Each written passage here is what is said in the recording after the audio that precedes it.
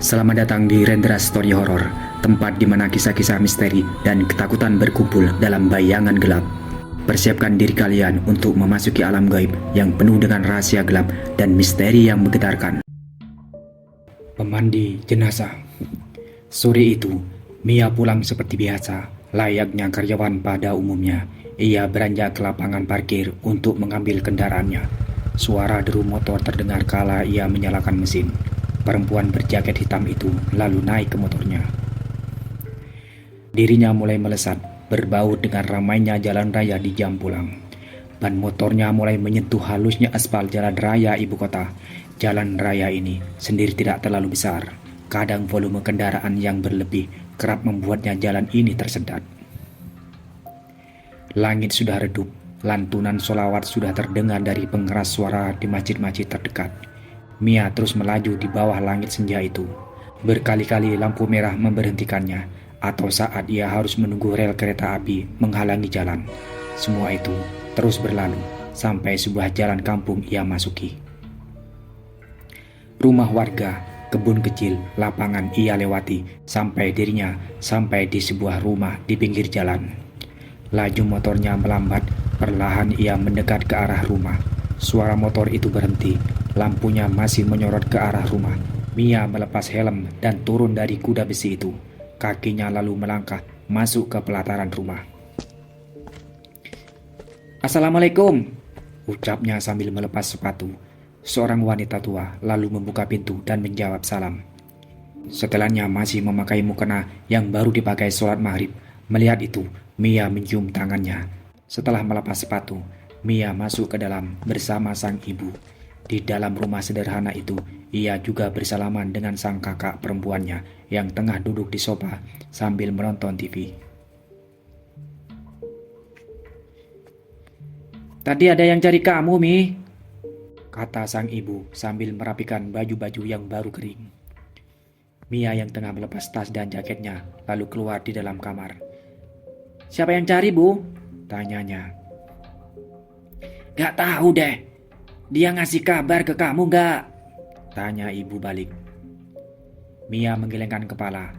"Gak ada," jawab Mia singkat. "Ya udah sana mandi.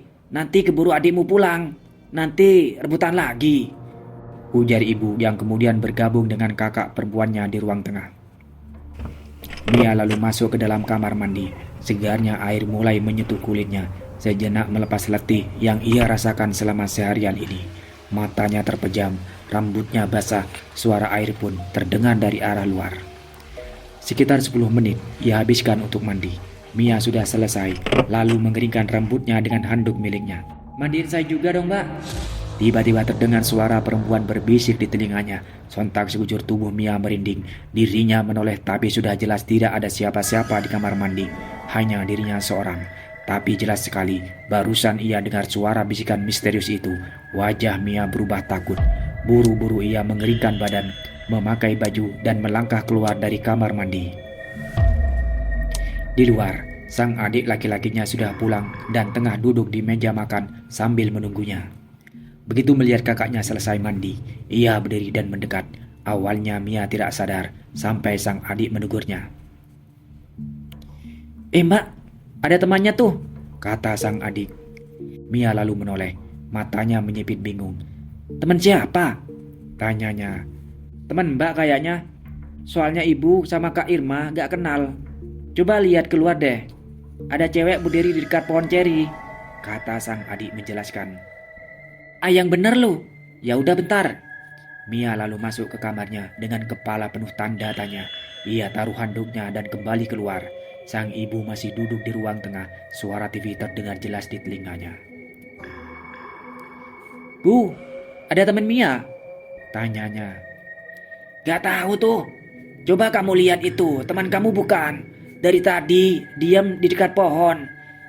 Tadi sama adikmu disuruh masuk, tapi diam aja. Suruh masuk sana. Ngapain juga dia berdiri mahrib-mahrib gini di bawah pohon, depan rumah orang lagi?" ucapnya ibu tanpa mengalihkan pandangan ke arah TV. Mia yang penasaran lalu melangkahkan kakinya ke arah pintu. Dirinya tak langsung membuka pintu, Tangan Mia meraih gorden jendela yang berjarak beberapa meter di samping pintu. Ia buka gorden dan melihat keluar rumah. Tampak sesosok perempuan cantik dengan baju berwarna ungu dan corak bunga tengah berdiri di bawah pohon ceri yang berjarak tak jauh dari sebelah kiri pelataran rumahnya. Rambut perempuan itu sedikit bergelombang. Posisinya tampak membelakangi rumah. Mia pun tidak bisa melihat wajahnya. "Oh iya Bu, siapa itu ya?" tanya Mia. "Gak tahu, coba samperin sana. Ngapain marip-marip gini di luar?" jawab ibu. Tangan Mia beranjak ke gagang pintu. Ia putar ke bawah dan menariknya ke dalam. Pintu rumah pun terbuka. Mia melangkah keluar. Tapi betapa terkejutnya ia. Sosok perempuan itu sudah menghilang entah kemana. Padahal beberapa detik lalu ia masih berdiri di dekat pohon ceri. Kini ia entah di mana rimbanya. Mia terdiam. Matanya melirik ke sana kemari. Tak ada tanda-tanda seseorang di sekitarnya. Selain suara doa-doa dari arah masjid, Mia yang sedikit takut lalu beranjak masuk ke dalam rumah. Ia tutup pintu dan menguncinya. "Bu, kok gak ada ya?" "Mia keluar, ceweknya sudah hilang," kata Mia yang sedikit cemas. "Ah, masa?" Sang ibu lalu berdiri, kakinya melangkah ke jendela, matanya lalu mengintip keluar. Benar saja, tidak ada siapa-siapa di sana. Ibunya lalu tertawa sambil menoleh ke arah Mia. "Ya udah, kalau gak ada, berarti bukan orang itu, setan kali," cakapnya sambil berjalan kembali ke posisinya di sofa. Dengan wajah sedikit takut, Mia kembali masuk ke kamarnya. Di sofa ruang TV, ibu dan kakaknya masih membicarakan soal wanita itu. Sang adik juga terdengar menanyakannya. Ia yang ketakutan merebahkan dirinya di kasur. Ponsel miliknya ia nyalakan. Selama beberapa jam itu, Mia sengaja menghibur dirinya dengan game online, berusaha membuat dirinya lupa dengan apa yang baru saja terjadi. Keesokan harinya, Mia bekerja seperti biasa. Dirinya kembali masuk ke dalam sebuah bangunan rumah sakit tempatnya ia bekerja. Dirinya sendiri bekerja di pemulasaran jenazah. Sebuah ruangan di ujung lorong adalah tempat kerjanya. Ruangan dengan banyak jenazah tersimpan di dalam. Hal itu setelah istirahat, Mia berjalan dari arah kantin.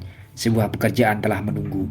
Seseorang rekan memberitahu bahwa ada jenazah korban pembunuhan yang baru saja selesai diotopsi. Siang ini dikabarkan tim forensik rumah sakit akan menyerahkan jenazah padanya untuk segera dimandikan. Di depannya terdapat sebuah ranjang besi. Di atas ranjang besi itu, sesosok jenazah berbaring lemas dengan tertutup kain putih. Memakai pakaian yang sama, hanya bedanya ia sudah lengkap memakai masker dan sarung tangan karet. Mia pun mempercepat langkahnya.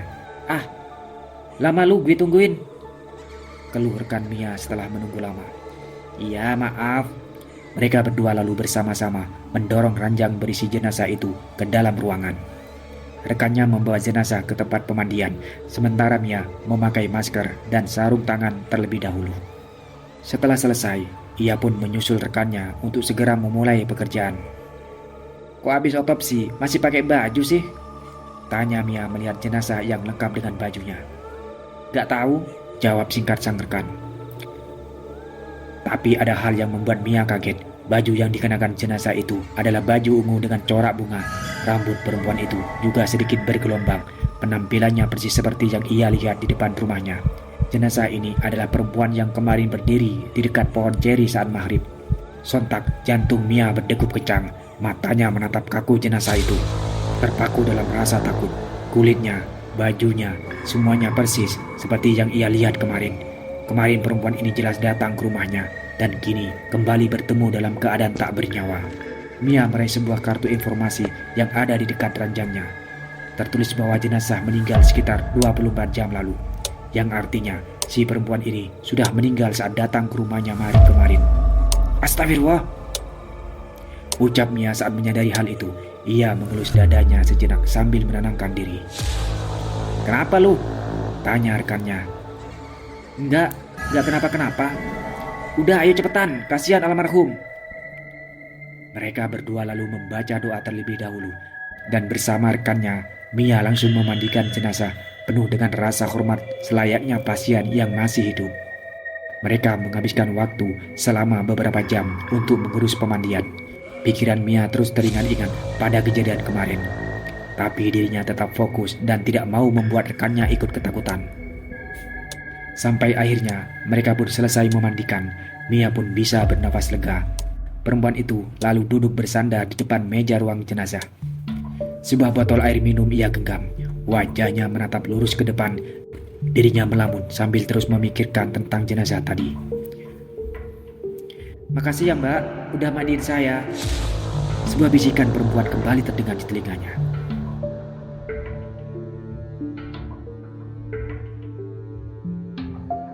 Terima kasih telah menyaksikan Rendra Story Horror, di mana setiap sudut menyimpan cerita-cerita yang akan membuat bulu kuduk merinding.